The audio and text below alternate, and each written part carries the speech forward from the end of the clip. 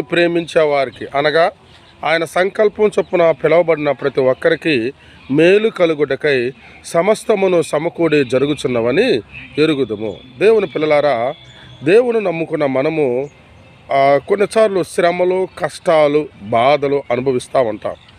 ప్రార్థన మంచిగానే చేసుకుంటాం, పరిశుద్ధంగానే బతుకుతున్నాం, దేవుని కొరకు జీవిస్తున్నాం. కానీ నష్టాలు జరుగుతున్నాయి, బాధలు వస్తున్నాయి, నిందలు వస్తున్నాయి.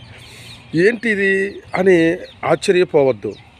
దేవుణ్ణి ప్రేమించే వారికి సమస్తమును సమకూడి మేలు కలుగుడికై జరుగుచున్నవని మనం ఎరుగుదుము అని దేవుని వాక్యం సెలవిస్తూ ఉంది.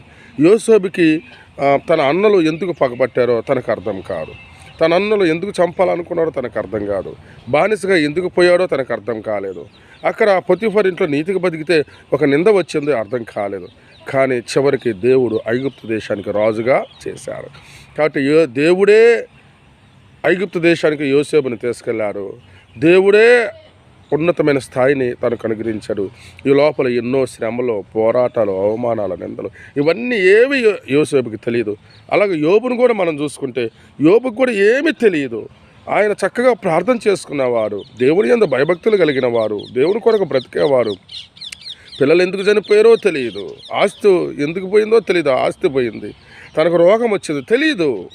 కానీ సమస్తము సమకూడి జరుగుచున్నామని, మేలు కలుగుటకే జరుగుచున్నామని మనం ఎరుగుదాము గనక దేవుని యందు విశ్వాసం ఉంచి ముందుకు సాగిపోదాం. తప్పకుండా రెండంతల ఆశీర్వాదాన్ని యోబు పొందుకున్నట్లుగా, యోసేపు పొందుకున్నట్లుగా మనం కూడా పొందుకుందాము గాక.